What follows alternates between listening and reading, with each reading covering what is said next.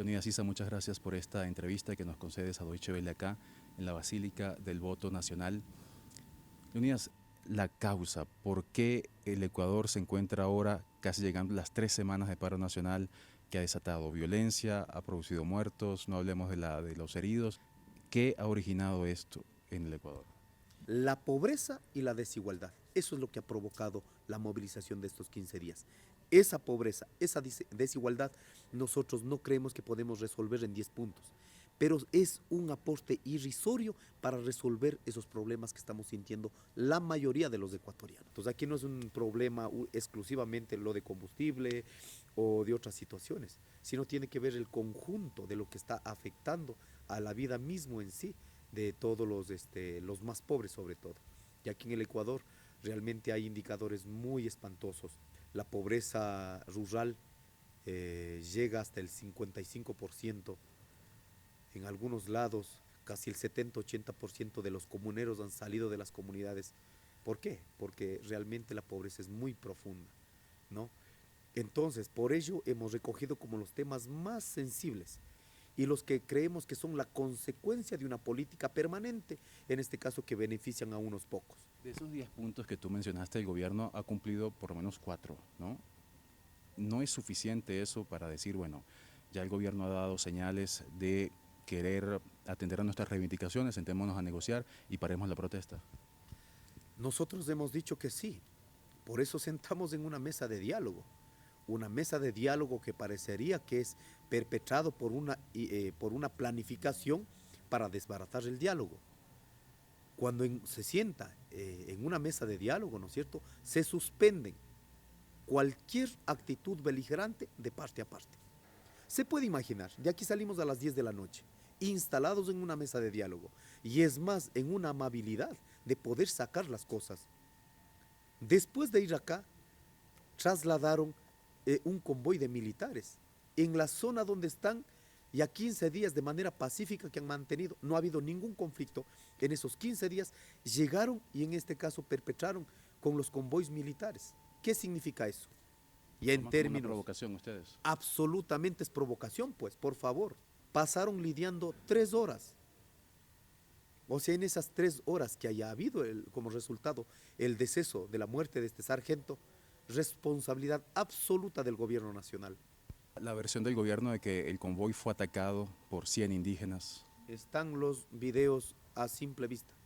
De noche, los manifestantes solicitaron que se había estado 15 días paralizada, no han tenido ningún problema y que ellos tenían únicamente las lanzas, no tienen absolutamente nada más. Estaban hablando y es donde perpetraron, en este caso, atacaron desde los militares y los policías. Luego de esta ruptura del diálogo, el presidente pone básicamente una condición para volver a sentarse a la mesa con el movimiento indígena y es que tú no estés en esa mesa. ¿Estarías dispuesto tú a hacerte a un lado para que el país pueda llegar a un acuerdo? Primero creo que hay que aclarar al mundo. Para yo poder estar hablando como autoridad de pueblos indígenas, hay derechos internacionales, la cual el presidente de la República, me parece por desconocimiento o por ignorancia, en este caso no entiende. La Constitución de la República reconoce el artículo 57, los 21 derechos colectivos, donde reconoce la autonomía, la autodeterminación de los pueblos, las formas de organización sociales nuestras propias. Yo no puedo salir a decir como condicionante, no quiero hablar con el presidente de la República para poder sentar. Entonces, aquí no hay una condicionante.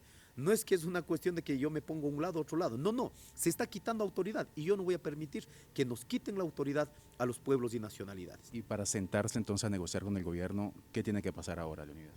No, tiene que volver a reinstalar el diálogo. El diálogo está abierto. Tiene que volver a reinstalar.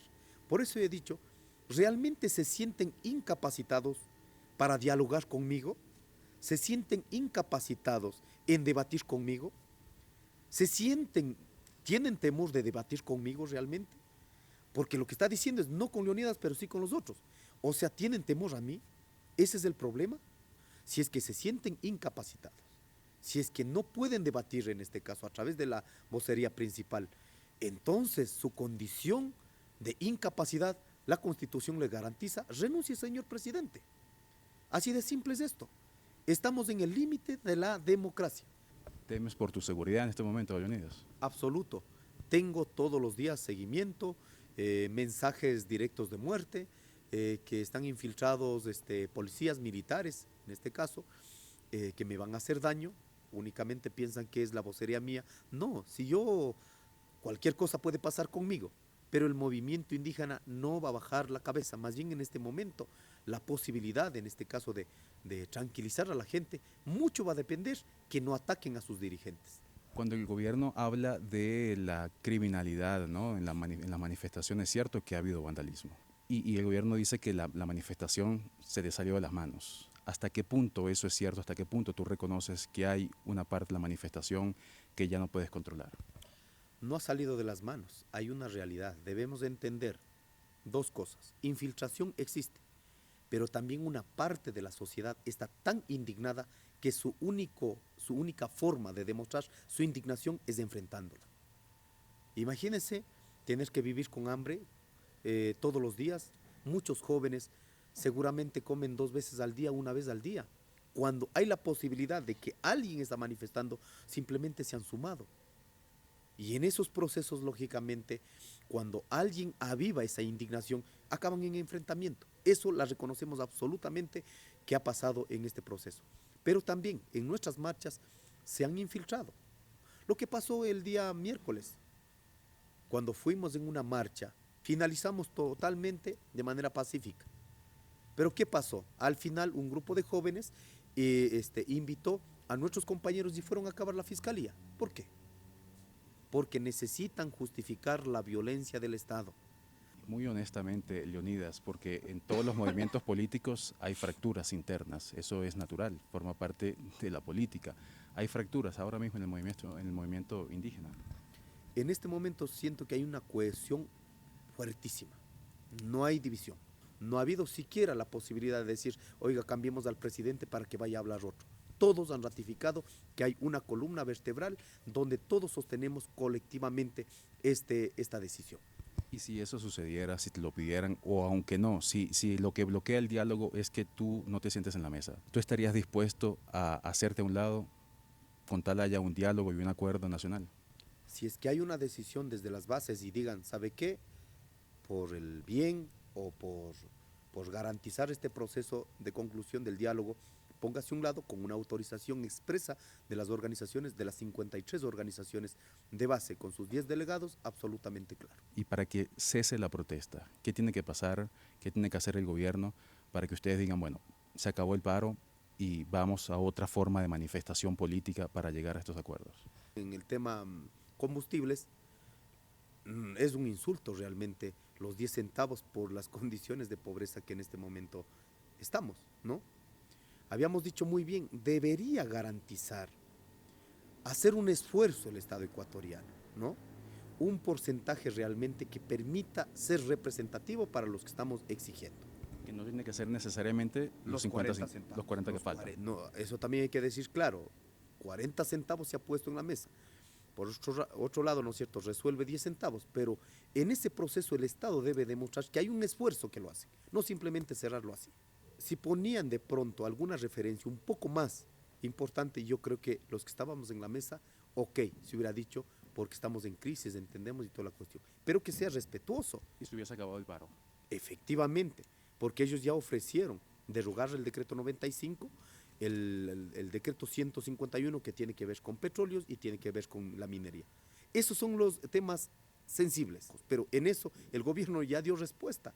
O sea, no tienes que hacer mayor cosa. Lo único que tiene que hacer es reinstalar, firmar eso, lo que ya está en la mesa, resultado de esa mesa, ¿no es cierto? Y nos ponemos de acuerdo. Hacemos paulatinamente el retiro de nuestros procesos de lucha que estamos teniendo en el territorio. Y para los temas, los siguientes temas, que sí necesitamos trabajar en una mesa técnica. Entonces, ¿qué necesitamos hacer? Un segundo bloque. Los temas que no han sido sustanciados, resueltos en la mesa, simplemente garantizar un cronograma donde puedan actuar el equipo de las organizaciones y el equipo del gobierno. Pero eso implica confianza, confiar en que ese cronograma se va a llevar adelante. ¿Confían ustedes en que el gobierno, digamos, en la palabra, en el compromiso del gobierno en ese caso? No confiamos, cero credibilidad, porque ya hemos dialogado muchas veces, pero en este punto es imposible creer en la palabra del presidente de la República. Leonidas, brevemente, Más allá del gobierno y la actitud de algunos ministros que ustedes ya han señalado, hay racismo en el Ecuador de cara al movimiento indígena. No hablo del gobierno, hablo de los ciudadanos, hablo de la sociedad. Absoluto. Desde el 2019 ha reencrudecido como no se imagina. O sea, hay una colonialidad del poder. Por decir que son blancos, creen que al resto pueden mirar de los hombros para abajo. Y eso no se ha podido resolver en todos estos años. Uno, ¿cómo puede aceptar? Y para ello también ha impulsado el Estado, ha impulsado el gobierno de Lazo. La clase alta, que tienen sus carros de alta gama, que tienen recursos, ellos no tienen problema, lo que tenemos problemas nosotros. Ellos, si no tienen alimentación, seguramente pueden importarla, no tienen problemas. Si no tienen educación pública, pueden pagar una universidad privada, no tienen problema. Si no tienen un centro de salud público, no tienen problema porque pueden pagar una clínica. Si está caro el combustible, no hay problema porque ellos pueden poner la gasolina súper. En términos económicos no tienen problema, pero guardan un odio a los que creemos resolver en cambio los problemas que ellos tienen resuelto. Nosotros no tenemos educación, no tenemos salud, no tenemos combustibles para poder dinamizar nuestra economía, por eso salimos a luchar. Pero que eso haya reencrudecido en términos racistas, realmente ha dejado al descubierto lo que somos los ecuatorianos. Imagínense, ¿cómo pueden decir los quiteños de bien? Así no, los quiteños de bien, los ciudadanos de bien dicen indios hijos de puta fuera de Quito. Los quiteños de bien, o sea, te gritan en consignas, indios hijos de puta fuera de Quito, indios hijos de puta fuera de Quito. ¿Se puede imaginar? Nosotros jamás atreveríamos a decir mestizos hijos de puta no jodan en nuestros campos, jamás lo pretenderíamos. Y lo digo con total indignación. Pero el problema es que el Estado garantice que eso suceda. Imagínense, en plena declaración de estado de excepción, ¿no es cierto?, que fue conocida, los ciudadanos de bien, no sé qué será si son ciudadanos de mal, ¿qué más dirán? ¿No es cierto? Ellos se organizan en movilizaciones. A la movilización de los ciudadanos de bien, la Policía Nacional la cubre, la protege, la guía. Y a los ciudadanos que venimos, que no tenemos resuelto la vida material de los días, vienen y perpetran con una agresión brutal con la violencia. ¿Se puede imaginar que eso sea normal en una sociedad del pleno siglo XXI? Uno dice que estamos volviendo a una Alemania nazi. Entonces estamos en una línea fina de pasar del racismo, de la discriminación, a un Estado fascista. Eso es la realidad en este momento de los ecuatorianos. El 4 de julio hay una audiencia contra ti. ¿Vas a asistir? Efectivamente, voy a demostrar al mundo que jamás hemos hecho los actos que nos están culpando. Por lo tanto, el día 4 nosotros vamos a asistir. Todos los procesos que seguramente van a imponer los ciudadanos de bien y seguramente las autoridades de bien, la vamos a defender desde la verdad. Y mi última pregunta, y con eso termino, Leonidas, también pensando en la comunidad internacional, en la audiencia internacional, que por allí circula el mensaje que esto es un movimiento básicamente golpista, así los ha acusado el presidente a ustedes desde hace meses, ¿no? Y a ti directamente como golpista, subversivo, y esa idea de que la manifestación indígena está vandalizando el país. El presidente de la República lo que ha pretendido y ha logrado vender bien es que necesita construir al enemigo interno. ¿Para qué?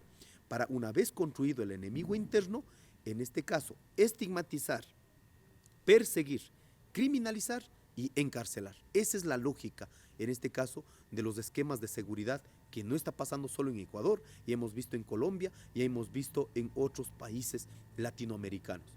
No son golpistas. En absoluto, por favor, el decir que somos golpistas, seguramente nosotros hubiéramos votado al presidente de la República exigiendo, insistiendo a la Asamblea Nacional. Y lo vamos a decir ahora. Si el presidente de la República no ha podido después de 17 días resolver los problemas básicos de la gente, entonces ahí hay un mecanismo jurídico. Renuncie, presidente. Eso no es golpismo. Lo único que estamos haciendo es garantizando que usted recurra a la Constitución y por esa misma vía pueda garantizar sus derechos, así como nosotros la defendemos nuestros derechos.